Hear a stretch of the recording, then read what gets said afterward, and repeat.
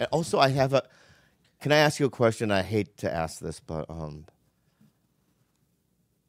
and I know I've been doing comedy for so long, Bill, and I need advice. Why are you? Because I can never tell if you're being serious. No, I'm being or fucking dead serious right now, Okay. dude. I need help. We can't do that. I need help. What is your problem? For the last couple years, maybe 5 years, on stage, I'll do like I'll squeeze in one new joke, this and that, but like my shit's not growing, and I'm not having fun with it, and I'm afraid to bomb. Oh, you got to get it past that. Yeah, I'm afraid to bomb. Yeah, you just got to. And I'm in that locked in thing, so it's like when I'm at a club and it's packed, and I'm following all these guys, I have an agenda like I'm gonna do this new joke, this joke, but once I'm up there, I go, I gotta kill because there's a crowd here. Let me ask How you do a I get question. through there? Yeah, I need help. What would feel better after that? When you go home and you lay your little Asian head on your pillow that was made by white sweatshop worker. Yeah. Well, made by Mike Lindell. What's going to make you feel better? Knowing that you tried and you bombed, or knowing that you chickened out? What's going to make you feel worse, I should say? Knowing that you chickened out? It's so funny that you say that because every time I'm in the car driving home, if you had a camera outside my car window and you were filming it on a wide shot, this is what you'd see. You know what I mean? I'm like yelling at myself. Now, why do you think I know that? Because you've seen me? No. Because I went through the same thing. Oh, you did? Yeah, when I used to wanted to do the Sunday night at the Boston, I'd always would chicken out in New York. It was talent in Will Sylvince's show, the All Black Show. I knew I could do well on it, and I kept chickening out 3 weeks in a row. Then I'd be laying in my railroad apartment in my little skinny bed going, I hate myself, I hate myself, I hate myself. And then finally one night I was like, okay, what's going to feel worse? Going in and doing this and bombing, or fucking chickening out and laying in? I just knew that, not doing it. So I went in and I actually ended up having a great set. And then it changed from that moment on, or was it something that you still have to discipline yourself? My whole life has been baby steps, baby steps, baby steps, baby steps. Trying to get over something that I think is a mountain, and it's like stepping up on a curb by the time you do it. You're like, oh, is that all it was? That's what it is. So you just have to go out there, pick a night, go up to the belly room, and just pick a night and be like, I'm just going to fucking do these 3 things, and I don't give a shit how they go. I'm going to give them my all. I'm going to have a good time. All you got to do is just, if you're bombing, you just make fun of yourself. Yeah. And it's so funny that you say this because you would think that I would know this after 30 years of doing it. You know what I mean? No, but there's no rhyme or reason to it. You know who's great at it? Jim Norton. Jim Norton recently has been posting a bunch of more content. It's fucking hilarious. Yeah, I love him. But he'll occasionally post a joke that doesn't do well. And it ends up like him commenting on it not doing well ends up killing harder than, Oh, right, the right, joke. right. Yeah. Yeah. He'll be like, God damn it, I had such high hopes for that. And everybody just releases the tension. Yeah. I think in the beginning, you're going back to when you first were a comedian, you didn't know how to release the tension. So it just became like awful, awful, awful. That's why it was better to bomb in front of a black crowd, because I felt like their vibe is we're having fun either with you or without you. Mm-hmm. So if you start bombing, they just start laughing and heckling. So the show continues. So the show's either going to be your act, the jokes you're telling them, or it's going to be them just now toying with you.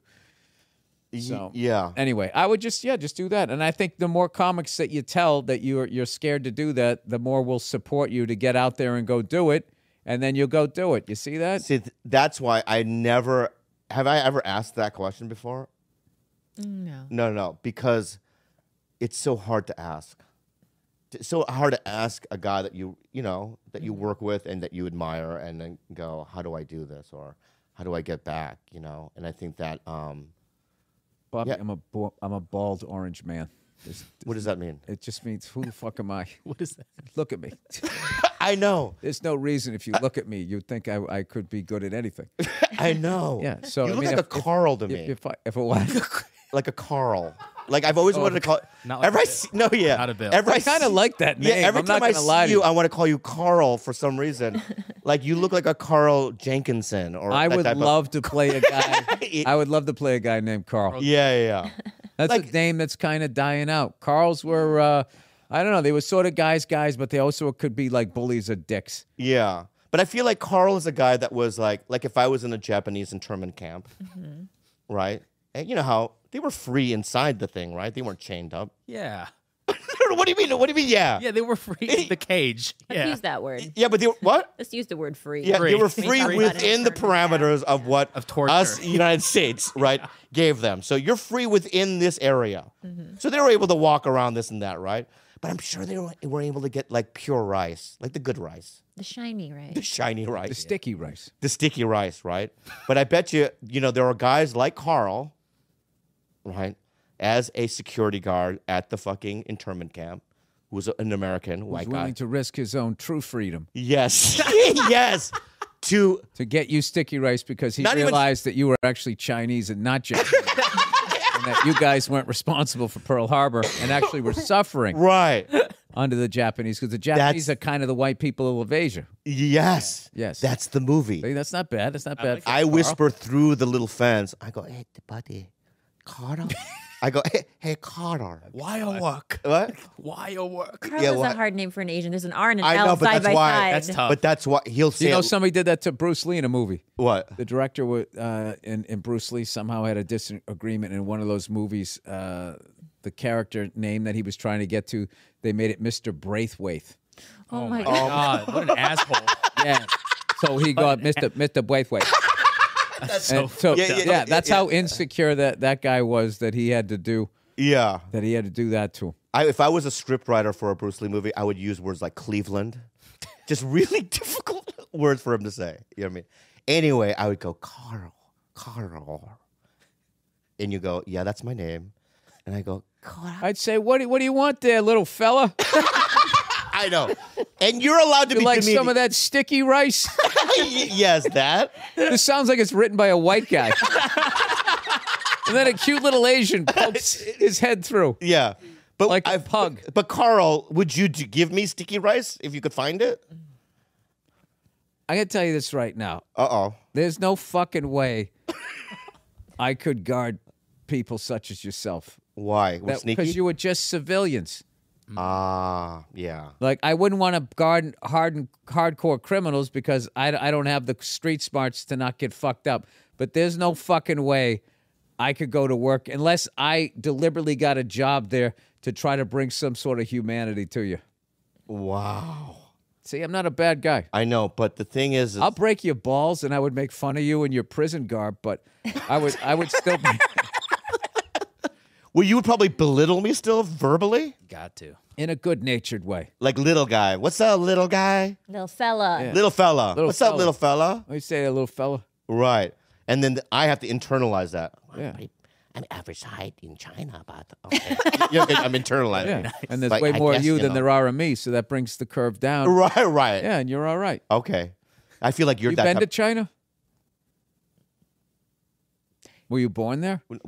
You are not average height in China. First of, yes, You're short for an Asian. You're a Shazan. New special. You're a short Asian. I'm a Shazan. Shazan. For sure. Yeah. Great word. Can I just say something? That was an attack. All right. And I want to defend myself real quick. Okay. Is that when Western culture introduced our foods to the East, the people grew larger, right? So in the 50s, right, I would assume that if I was in Beijing or wherever, is that in China? Yes. Right? And I'm walking around, right? I want to be a Chinese guy named Carl. So, and I'm walking around. I feel like I'd be like, I'm average in the 50s. In the 50s. Yeah. But not now, you know. Mm-mm. I mean, yeah. oh, fuck, that hurts. Yeah. I'm not even fucking tall there, man. You're not. Yeah. We've been to Korea. You were tiny there. Oh, yeah. They also look down on me. The fucking Koreans are so rude to me. Why? He doesn't speak Korean. Not only do I not speak Korean, they don't know who I am, right? So, like, I'll Hey, do you know who I am? No, that's not why. No, that's not what. What do I got to go to North Korea to get a fucking decent table around here? That's not what it is. But there is like, when no one knows, like not one thing, and then you're showing up on like a set or whatever that's Korean production. It just, they don't know who you are, so it just feels, you know what I mean? Like